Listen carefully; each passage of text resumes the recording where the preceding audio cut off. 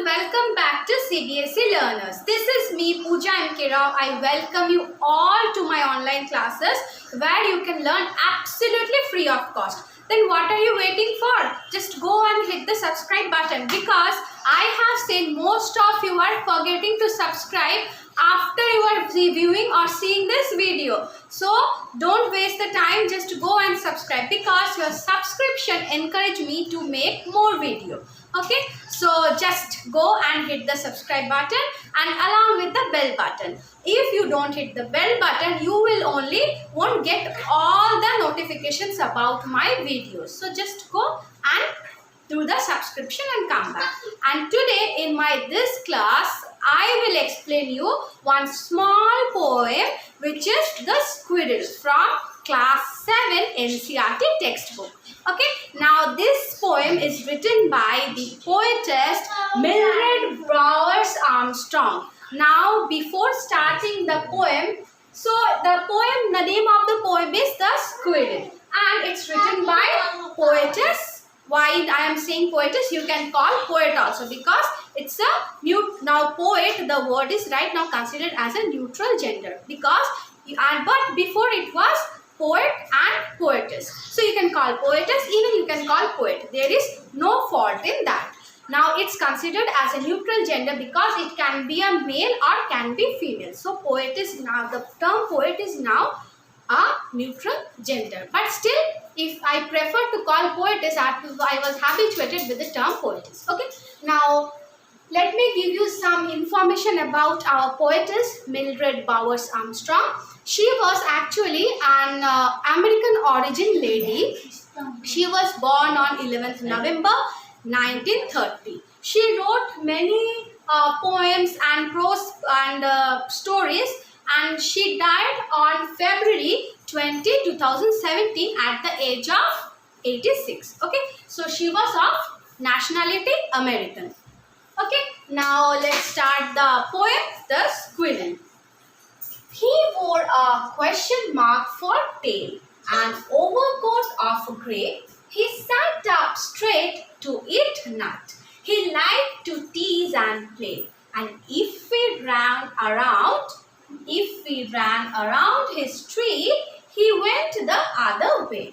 Now here they have said, the poetess had said he. She has used here the pronoun he for representing the squirrel. Now don't you think it's something weird because in case of animals, which pronoun we use? We use it. But here she has used the word he. Now why? Actually, she has used a figure of speech. Now, which figure of speech is this? This is actually personification. Personification is a type of figures of speech when you personify, when you give life to some inanimate objects, or when you are giving or you are thinking that some animals or some books or some inanimate object, even animals, as a human being or male or female character. Okay, so here the poetess has personified the squirrel as a male character. Okay,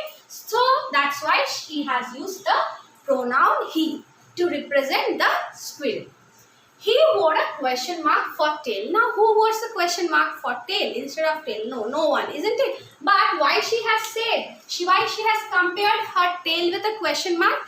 If you have seen a squirrel, you will see the squirrel tail looks like a question mark. Exactly like this. It's a beautiful tail the squirrel is having. It absolutely exactly looks like a question mark like this. Isn't it? So here she has compared the tail of a squirrel to a question mark. Then she is saying that it is looking like the squirrel is wearing a question mark instead of his tail. Okay. And overcoat of grey. So overcoat means what? When you are feeling cold during winters, you will wear an overcoat, furry overcoat or something like wrapper you will wear on your body to prevent yourself from the cold. So if you have seen a squirrel, you will see the body of the squirrel is so furry. So it is resembling an overcoat and the color of the squirrel is grey. So it looks like the squirrel is wearing a grey overcoat. Okay. eat nut. So what does squirrel prefers to eat? Actually, squirrel prefers to eat nuts. So nowadays you will see advertisements also, peanut butter advertisement you will see, and there you will see the squirrels eating nuts, isn't it? So peanuts. So the squirrel prefers to eat nuts. And how the position, how they eat, what is the position when they eat the nuts? They will sit straight. They will sit straight at the back and they will eat their nuts. So how the squirrel was eating the nut? He was sitting straight and eating the nut. Usually they sit straight and eats the nut. He liked to tease and play. So what they like? They will like to tease and play. So whenever you will go to catch a squirrel, it will just jump. Even though even harder you try, you cannot catch a squirrel. And they will roam around all the trees and they will tease. They will just disturb. They will tease the people, and they will come, they will go, they will come and they will go, and they will, in a play mode, they will play, they will tease and they will play. They will roam around the park, even around your home, even the trees. Wherever you spot a squirrel, you will see the nature, how they're teasing and how they're playing. And if we ran around his tree, he went the other way. So even if you have seen a squirrel, whenever you will go around, when the squirrel is standing nearby the tree, if you go nearby the tree, it will just move the other way from where you are standing. Okay, so what that squirrel will do, if you go and want to stay and you want to stare at the squirrel, you want to touch the squirrel, it will go the other way. Okay, so you can understand this poem. It's a very easy poem, 6 lines poem only. Okay, and here actually the squirrel is personified, and how the squirrel moves, how the squirrel eats, and how the she behaves and how she plays, everything she has described. Okay, so here the squirrel has been given a male character, so we are using the pronoun he. Okay, personified as a he. Okay, so I hope this poem is clear to you. If you like this video, just hit the like button, share with your friends if you think it's useful for them.